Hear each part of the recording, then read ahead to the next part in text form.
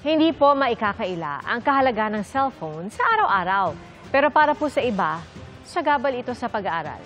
Kaya ang tanong namin sa mga netizen, pagbabawal sa mga cellphone at gadget tuwing oras ng klase, yes or no? Ang kanilang sagot sa pagtutok ni Bernadette Reyes.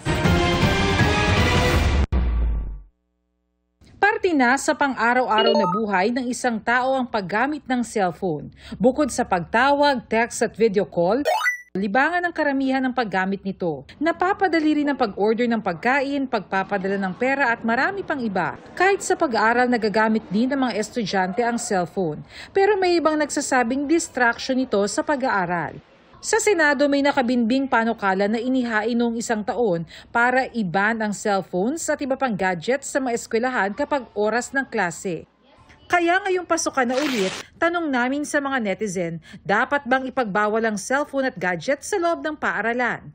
May mga hindi sang-ayon. Ayon sa isang nag-comment ng no, bagamat mahalaga raw ang cellphone sa panahon ng emergency para makontak ang mga bata, dapat daw matiyak na nakatago ang mga gadget habang nagkaklase para makatulong na makapag-focus at matuto. Hindi rin pabor ang isa pang netizen dahil noon pa man daw ay wala ng gadget. Mas matatalino at marespeto rin daw ang mga bata. Komento naman ng isa, payagan ang cellphone na pwedeng gamitin sa oras ng emergency pero ipagbawal ang mobile gaming.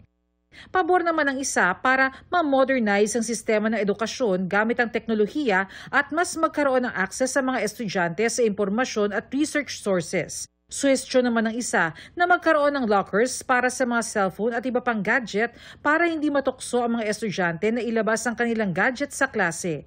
Sang-ayon din ang isa pa dahil kailangan daw na mag-step up ang edukasyon sa Pilipinas. Patuloy po kayong sumali at i-share ang inyong saloobin sa iba't ibang issue sa 24 Oras Weekend. Para sa GMA Integrated News, Bernadette Reyes, nakatutok 24 Oras.